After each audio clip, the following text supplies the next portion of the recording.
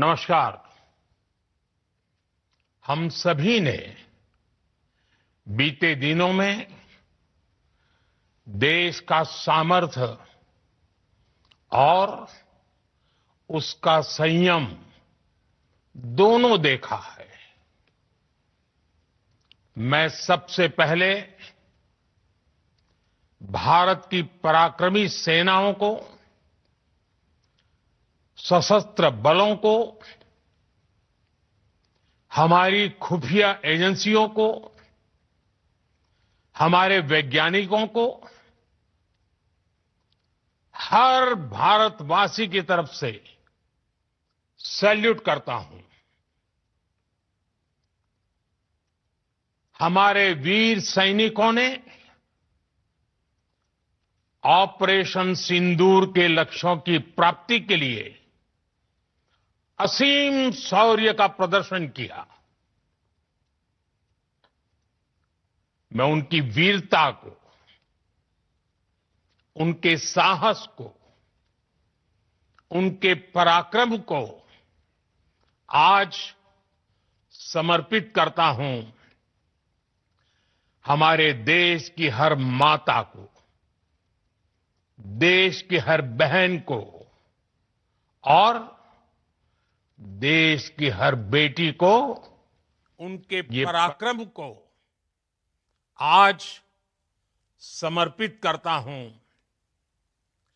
हमारे देश की हर माता को, देश की हर बहन को और देश की हर बेटी को ये पराक्रम समर्पित करता हूं।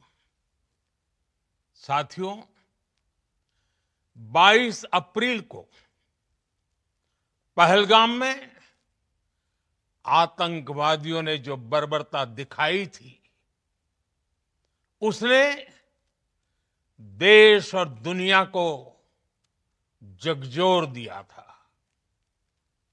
छुट्टियां मना रहे निर्दोष मासूम नागरिकों को धर्म पूछकर उनके परिवार के सामने, उनके बच्चों के सामने बेरहमी से मार डालना, यह आतंक का बहुत विभत्स चेहरा था, क्रूरता थी। ये देश के सद्भाव को तोड़ने की घिनौनी कोशिश भी थी। मेरे लिए व्यक्तिगत रूप से ये पीड़ा बहुत बड़ी थी। इस आतंकी हमले के बाद सारा राष्ट्र, हर नागरिक, हर समाज, हर वर्ग, हर राजनीतिक दल एक स्वर में आतंक के खिलाफ कड़ी कार्रवाई के लिए उठ खड़ा हुआ। हमने आतंकवादियों को मिट्टी में मिलाने के लिए भारत की सेनाओं को पूरी छूट दे दी और आज हर आतंकी, आतंक का हर संगठन जान चुका है कि हमारी बहनों बेटियों के माथे से सिंदूर हटाने का अंजाम क्या होता है। साथियों, ऑपरेशन सिंदूर ये सिर्फ नाम नहीं है, ये देश के कोटि कोटि लोगों की भावनाओं का प्रतिबिंब है। ऑपरेशन सिंदूर न्याय की अखंड प्रतिज्ञा है।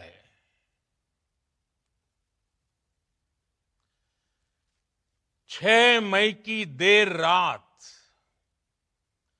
7 मई की सुबह पूरी दुनिया ने इस प्रतिज्ञा को परिणाम में बदलते देखा है। भारत की सेनाओं ने पाकिस्तान में आतंक के ठिकानों पर, उनके ट्रेनिंग सेंटर्स पर सटीक प्रहार किया। आतंकियों ने सपने में भी नहीं सोचा था कि भारत इतना बड़ा फैसला ले सकता है। लेकिन जब देश एकजुट होता है, नेशन फर्स्ट की भावना से भरा होता है, राष्ट्र सर्वोपरि होता है, तो फौलादी फैसले लिए जाते हैं, परिणाम लाकर दिखाए जाते हैं। जब पाकिस्तान में आतंक के अड्डों पर भारत की मिसाइलों ने हमला बोला, भारत के ड्रोन्स ने हमला बोला, तो आतंकी संगठनों की इमारतें नहीं, बल्कि उनका हौसला भी थर्रा गया। बहावलपुर और मुरिद के जैसे आतंकी ठिकाने एक प्रकार से ग्लोबल टेररिज्म की यूनिवर्सिटीज रही है। दुनिया में कहीं पर भी जो बड़े आतंकी हमले हुए हैं, चाहे 9/11 हो, चाहे लंदन ट्यूब बॉम्बिंग हो, या भारत में दशकों से जो बड़े बड़े आतंकी हमले हुए हैं, उन सब के तार कहीं ना कहीं आतंक के इन्हीं ठिकानों से जुड़ते रहे हैं। आतंकियों ने हमारी बहनों का सिंदूर उजाड़ा था, इसलिए भारत ने आतंक के ये हेडक्वार्टर्स उजाड़ दिए। भारत के इन हमलों में 100 से अधिक खूंखार आतंकवादियों को मौत के घाट उतारा गया है। आतंक के बहुत सारे आका बीते 2.5-3 दशकों से खुलेआम पाकिस्तान में घूम रहे थे, जो भारत के खिलाफ साजिशें करते थे। उन्हें भारत ने एक झटके में खत्म कर दिया। साथियों, भारत की इस कार्रवाई से पाकिस्तान घोर निराशा में गिर गया था, हताशा में गिर गया था, बौखला गया था। और इसी बौखलाहट में उसने एक और दुस्साहस किया। आतंक पर भारत की कार्रवाई का साथ देने के बजाय पाकिस्तान ने भारत पर ही हमला करना शुरू कर दिया। पाकिस्तान ने हमारे स्कूलों, कॉलेजों को, गुरुद्वारों को, मंदिरों को, सामान्य नागरिकों के घरों को निशाना बनाया। पाकिस्तान ने हमारे सैन्य ठिकानों को निशाना बनाया। लेकिन इसमें भी पाकिस्तान खुद बेनकाब हो गया। दुनिया ने देखा कि कैसे पाकिस्तान के ड्रोन्स, पाकिस्तान की मिसाइलें भारत के सामने तिनके की तरह बिखर गई। भारत के सशक्त एयर डिफेंस सिस्टम ने उन्हें आसमान में ही नष्ट कर दिया। पाकिस्तान की तैयारी सीमा पर वार की थी, लेकिन भारत ने पाकिस्तान के सीने पर वार कर दिया। भारत के ड्रोन्स, भारत की मिसाइलों ने सटीकता के साथ हमला किया। पाकिस्तानी वायुसेना के उन एयरबेस को नुकसान पहुंचाया, जिस पर पाकिस्तान को बहुत घमंड था। भारत ने पहले 3 दिनों में ही पाकिस्तान को इतना तबाह कर दिया जिसका उसे अंदाजा भी नहीं था। इसलिए भारत की आक्रामक कार्रवाई के बाद पाकिस्तान बचने के रास्ते खोजने लगा। पाकिस्तान दुनिया भर में तनाव कम करने के लिए गुहार लगा रहा था, और बुरी तरह पीटने के बाद इसी मजबूरी में 10 मई की दोपहर को पाकिस्तानी सेना ने हमारे डीजीएमओ को संपर्क किया। तब तक हम आतंकवाद के इंफ्रास्ट्रक्चर को बड़े पैमाने पर तबाह कर चुके थे। आतंकियों को मौत के घाट उतार दिया गया था। पाकिस्तान के सीने में बसाए गए आतंक के अड्डों को हमने खंडहर बना दिया था। इसलिए जब पाकिस्तान की तरफ से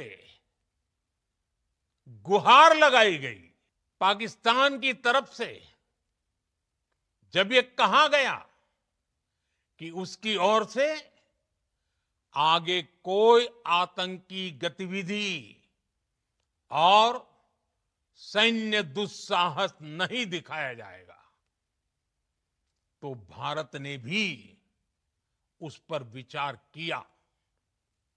और मैं फिर दोहरा रहा हूं, हमने पाकिस्तान के आतंकी और सैन्य ठिकानों पर अपनी जवाबी कार्रवाई को अभी सिर्फ स्थगित किया है। आने वाले दिनों में हम पाकिस्तान के हर कदम को इस कसौटी पर मापेंगे कि वो क्या रवैया अपनाता है। साथियों, भारत की तीनों सेनाएं, हमारी एयरफोर्स, हमारी आर्मी और हमारी नेवी,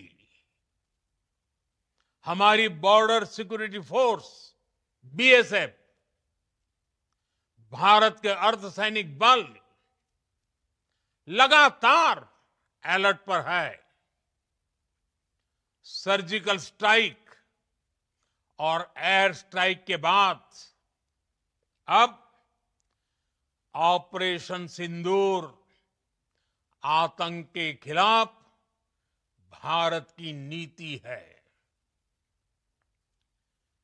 ऑपरेशन सिंदूर ने आतंक के खिलाफ लड़ाई में एक नई लकीर खींच दी है, एक नया पैमाना, न्यू नॉर्मल तय कर दिया है।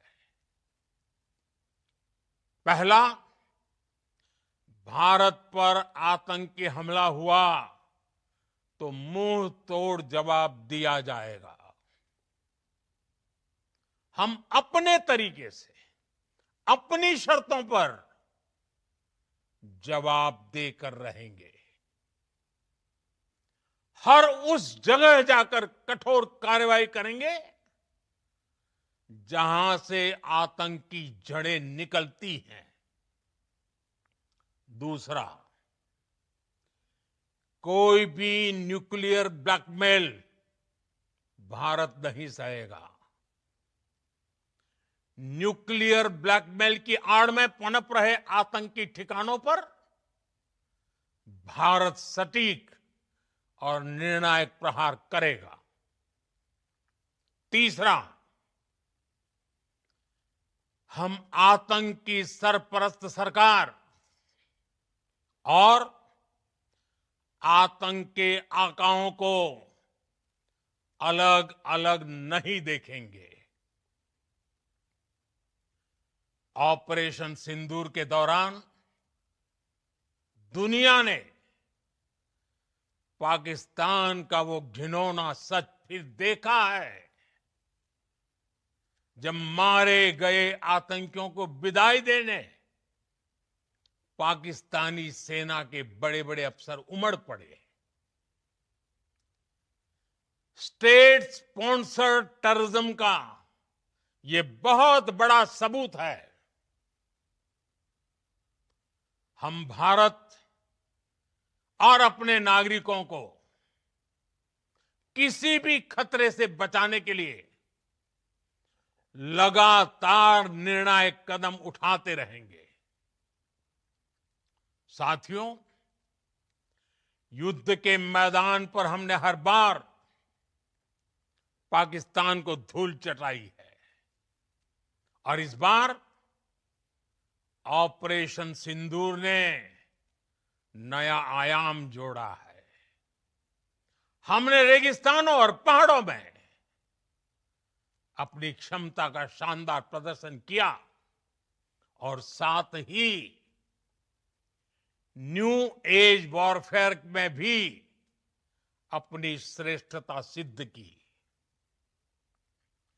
इस ऑपरेशन के दौरान हमारे मेड इन इंडिया हथियारों की प्रामाणिकता सिद्ध हुई। आज दुनिया देख रही है 21वीं सदी के वॉरफेयर में made in India defence equipments, इसका समय आ चुका है। साथियों, हर प्रकार के आतंकवाद के खिलाफ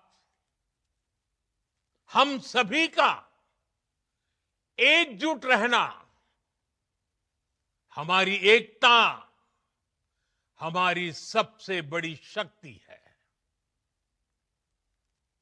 निश्चित तौर पर ये युग युद्ध का नहीं है, लेकिन ये युग आतंकवाद का भी नहीं है। टेररिज्म के खिलाफ जीरो टॉलरेंस, ये एक बेहतर दुनिया की गारंटी है। साथियों, पाकिस्तानी फौज, पाकिस्तान की सरकार जिस तरह आतंकवाद को खाद पानी दे रहे हैं, वो एक दिन पाकिस्तान को ही समाप्त कर देगा। पाकिस्तान को अगर बचना है तो उसे अपने टेरर इंफ्रास्ट्रक्चर का सफाया करना ही होगा। इसके अलावा शांति का कोई रास्ता नहीं है। भारत का मत एकदम स्पष्ट है। टेरर और टॉक एक साथ नहीं हो सकते। टेरर और ट्रेड एक साथ नहीं चल सकते और पानी और खून भी एक साथ नहीं बह सकता। मैं आज